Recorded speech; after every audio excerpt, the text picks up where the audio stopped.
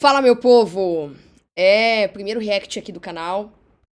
Eu quero falar algumas coisas sobre o Paulo Guedes, mas eu acho que antes preciso apontar esse fenômeno, essa moça. O que essa moça disse é muito da cultura brasileira, tem um enraizamento histórico, dá pra fazer uma baita de uma análise.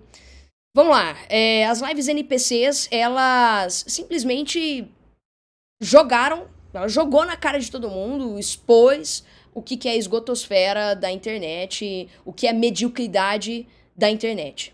Eu não preciso elaborar muito essa questão, já foi muito bem dita, já tá muito bem deschavada, tá muito bem deschavada pelo pessoal.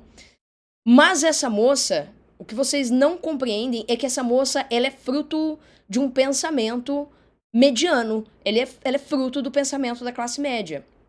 A classe média brasileira que a Marilena Chaui tanto odeia. Olha só, eu sei que vocês já devem ter visto, eu sei que vocês já devem ter rodado isso muito, mas pra quem não viu, vale a pena. Pra quem já viu, vamos sangrar os olhos aí. Não nasci pra trabalhar como CLT. Eu não nasci pra trabalhar como CLT. Não tenho OnlyFans e é live que eu vou fazer. Beleza. Ela não quer ser CLT. Existe aí uma certa ojeriza ao que é o trabalho. Da onde vem esse pensamento? Se a gente parar pra analisar, e pode soar, poxa, tudo tá ligado à escravidão? Sim, o nosso país foi fundamentado na escravidão. Então, faz pouco tempo que a gente saiu dela. A longa duração do regime de escravidão no Brasil, de mais de 3 séculos, contribuiu para tornar natural essa abominação e fazer com que o trabalho ele fosse considerado castigo, algo indigno, apropriado apenas para escravizado, para pobre. Essa longevidade escravista, ela também contribuiu para o sistema de hierarquias, seja esse sistema étnico, seja religioso ou seja financeiro. Essa hierarquia, essa hierarquização que houve no Brasil, ela degradou o trabalho braçal e promoveu automaticamente uma desvalorização do conceito do trabalho, uma vez que trabalho passa a estar associado com a escravidão. Escravidão é uma coisa de preto, preto é uma coisa que ninguém gosta no nosso país e pobre muito menos. Preto e pobre ainda piorou. Então, pelo caráter de degradação que o trabalho adquiriu, tornou-se difícil pensá-lo como um fator de engrandecimento e emancipação humana. Algo que, por exemplo, se a gente começar a analisar, se a gente pegar lá o próprio Weber, né?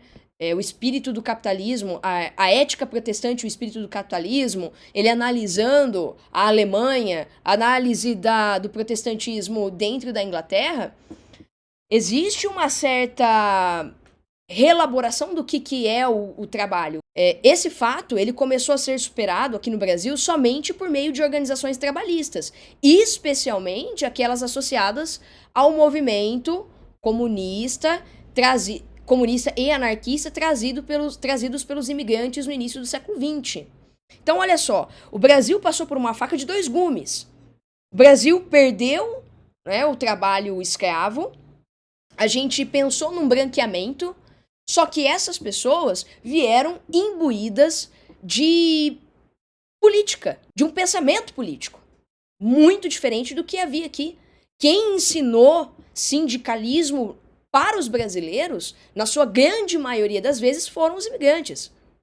Então, se a gente pegar o livro do Sérgio Buarque de Holanda, Em Raízes do Brasil, que ele escreve ali no início do século XX, 1936, ele vai descrever bem a dificuldade da elite em aceitar que a lei deveria ser igual para todos e que teria que haver uma implementação da burocracia moderna.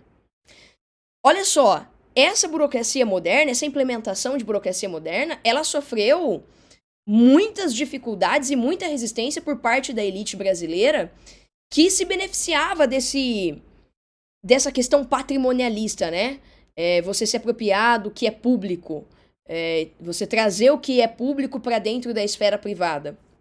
Então, a senzala, em 1888, ela acaba, mas ela continua de forma simbólica. Quer ver?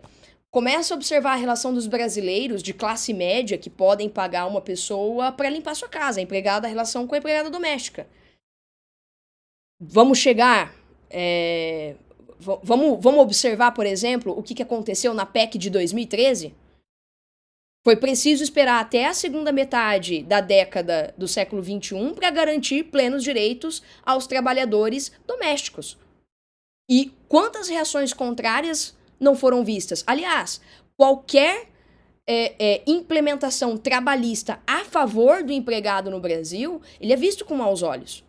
O sentimento de estranheza acerca da aplicação da lei de forma não igualitária para todos habita na consciência coletiva brasileira até os dias atuais.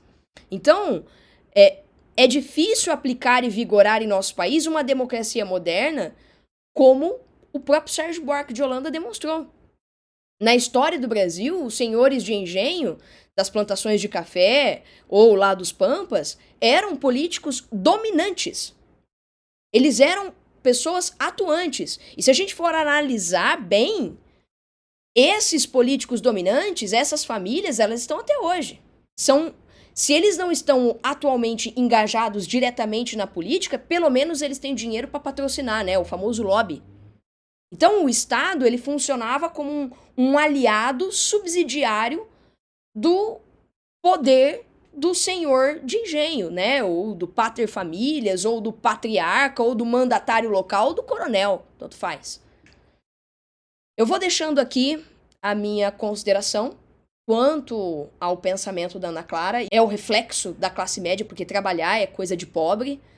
E, na verdade, quem é rico no Brasil mesmo é quem é herdeiro. Só que se você for herdeiro no Brasil, eu lamento, você tem uma ligação lá com os senhores de escravos.